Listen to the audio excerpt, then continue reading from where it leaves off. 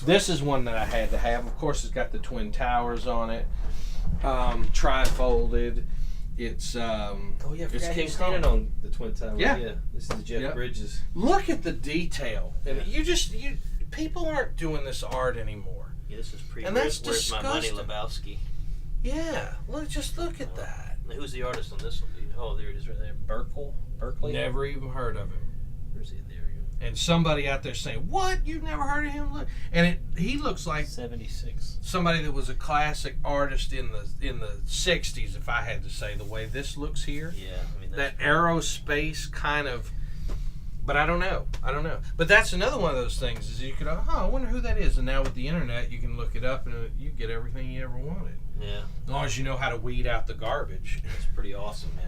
Yeah, that's one. Again, I'll never be able to hang that up in my house. Every place I can hang any poster I want, Yeah. besides here, I'm about to say, you got some empty wall space. is already taken. One interesting story before I go any further, and another reason why I did this.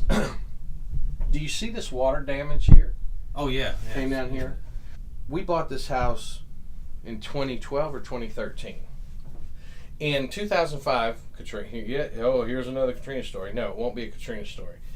It had a flat roof up top and the flat roof was made out of copper. Well, Katrina apparently peeled it back and they fixed it.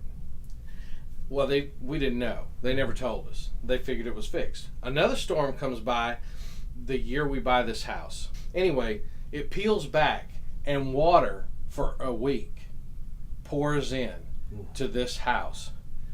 And what happened is the water came around here, came down this wall, but some of that water landed in this bowl. And all these posters, the boxes, everything were just jammed in here like a poor boy that grew up to collect stuff, but wasn't yet serious about how to put it away. And there was one box in this room that had some records in it. Right.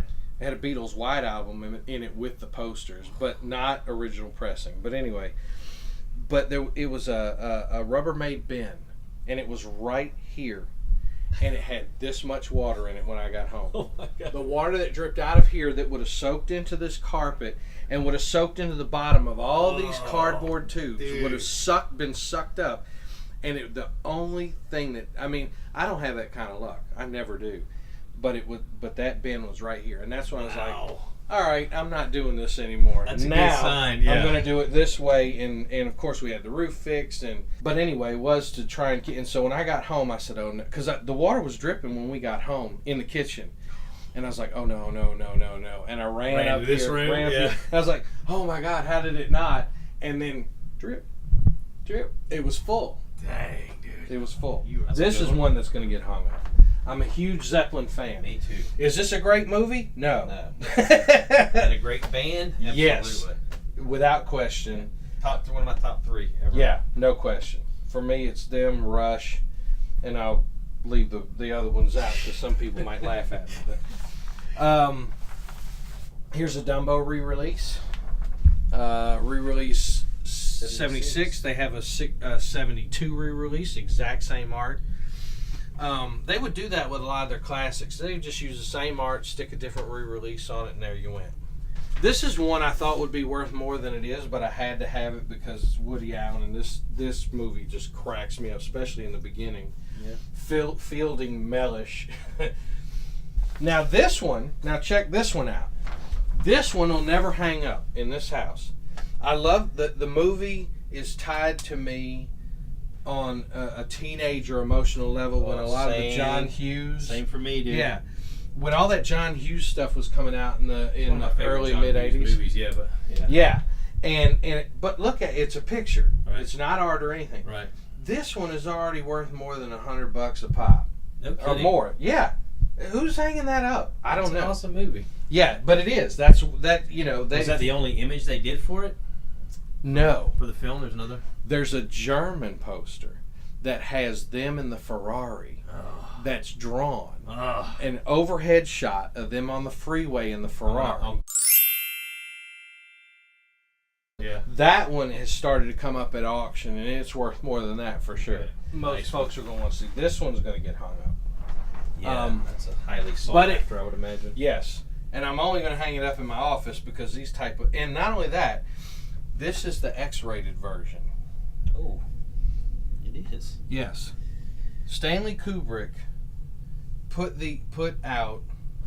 It was originally X-rated, the same film, and put these out. Well, he got some blowback. So Stanley Kubrick, you could see the film, and I'm a little hazy on the details, but you could see the film in Britain.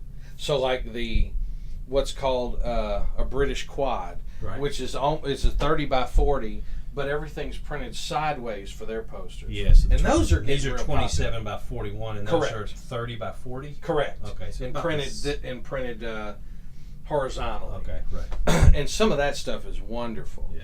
Now- That one run these days, current market 2017, 2016. Probably 3.5, 4 100. for this one. Yeah. Okay, yeah. Now this one has 2 staple holes in each side, but it's the X-rated one. The Yeah. R-rated one is worth 100 or more less, Right.